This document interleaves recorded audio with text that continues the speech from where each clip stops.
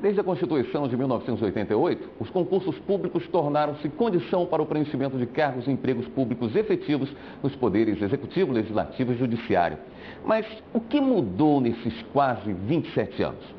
Para falar sobre concursos públicos, eu recebo aqui na bancada do Jornal de Justiça desta sexta-feira santa o advogado Fernando de Assis Bom Tempo. Doutor Fernando, muito obrigado por estar aqui no Jornal da Justiça. Eu agradeço o convite. Vamos falar sobre os editais. Eles abrem muito espaço para questionamento, doutor Fernando?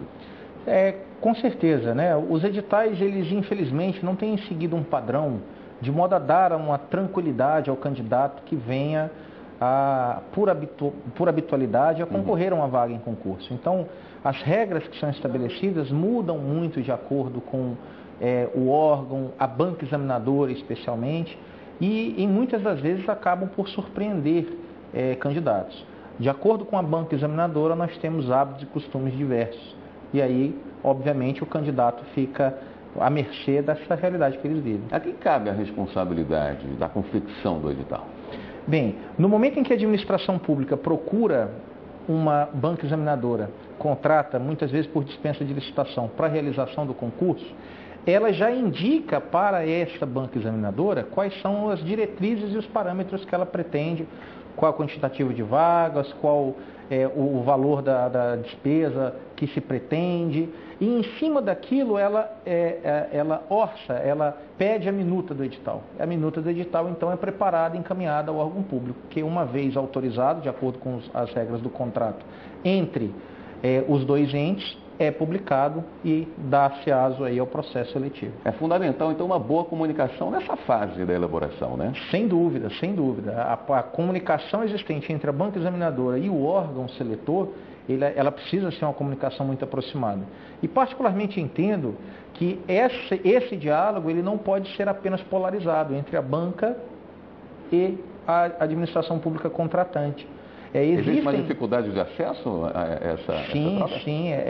Esse diálogo estabelecido entre eles já é um diálogo muitas vezes com cláusulas de sigilosidade próprias, mas o que particularmente defendo é que haveria necessidade de uma participação, de uma intervenção de um terceiro ente fiscalizatório, seja da própria administração pública, seja das instituições de defesa da coletividade, como é o caso da OAB, como é o caso do Ministério Público, que participassem para fins de acrescentar à leitura dos editais aquilo que nós já temos visto corriqueiramente em sede de decisões judiciais, no dia a dia dos concursos públicos, nas diferenças de hábitos que existem entre as bancas examinadoras. E esse personagem, ele não existe.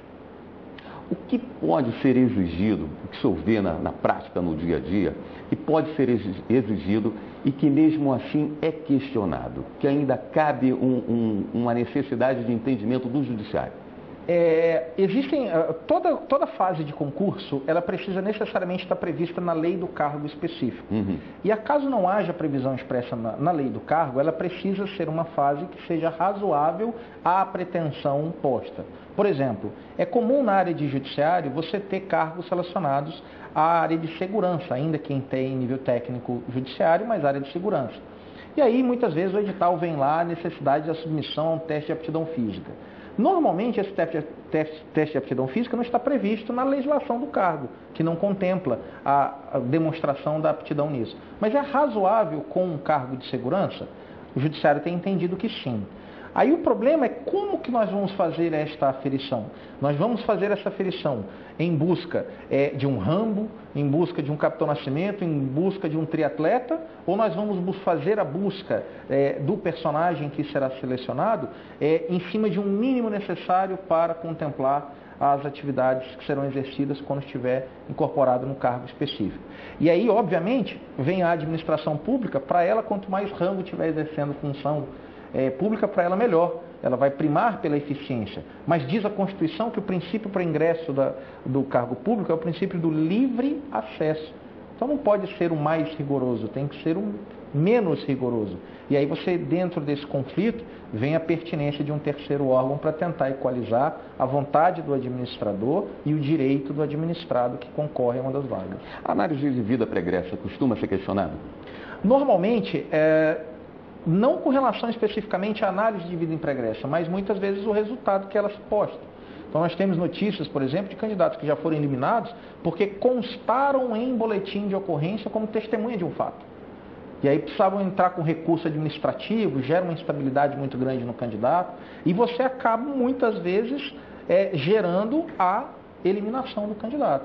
Ou algum candidato que há mais de 10, 15 anos atrás, de fato se insurgiu em uma ocorrência policial, mas que foi arquivada por transação penal, por exemplo, que nós sabemos no direito que isso não gera nenhum tipo de consequência, mas a pessoa é eliminada porque se envolveu em um fato.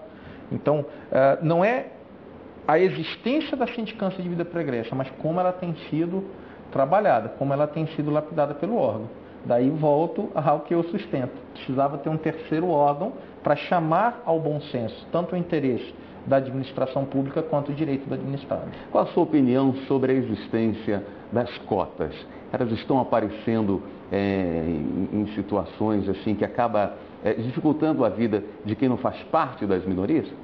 De certa forma, as razões que são postas para fins de estabelecimento das cotas, não apenas na área de concurso público, mas na área de educação e etc. e tal, vem no afã de buscar, vamos colocar assim, pagar uma dívida que se coloca historicamente ou buscar uma equalização de um padrão social. Eu particularmente, e isso numa opinião pessoal, entendo que a utilização que a meu ver já está extrapolada, está excedida da utilização de cotas, ela contribui muito mais para a consolidação de uma discriminação do que dessa equalização social que se pretende. Entendo os fundamentos da sua instituição, mas acredito que o excesso que, a meu sentir, acontece, está contribuindo na contramão, na verdade até de preconceituar a quem faz parte das cotas. Eu me recordo de uma bem polêmica, de uma tentativa de se utilizar cotas 10% para usuários de drogas. Isso vem atrapalhar um pouco a importância das cotas, por exemplo, as cotas raciais. Sim, sem dúvida. Volto a dizer, a pretensão de se colocar cota para o usuário de droga, não tenho dúvida nenhuma que ela é das mais bem intencionadas possíveis. Retirar um usuário de droga daquele ócio, daquele marasmo que ele vive, que é o que o conduz a se manter no mundo das drogas, isso é com certeza uma medida de Estado. É um serviço que deve ser prestado pelo Estado. Mas daí a questionar-se, é desta forma que nós vamos resolver? Tendo em vista que existem tantos outros brasileiros e brasileiras que são igualmente cidadãos e que são igualmente titulares de um direito ao ingresso de cargo público. Aí é que eu, particularmente, respeitando imensamente a opinião contrária, eu acho que é um excesso. Doutor Fernando, gostaria de agradecer imensamente sua presença aqui no Jornal da Justiça e espero contar com a sua presença mais vezes. Será um prazer.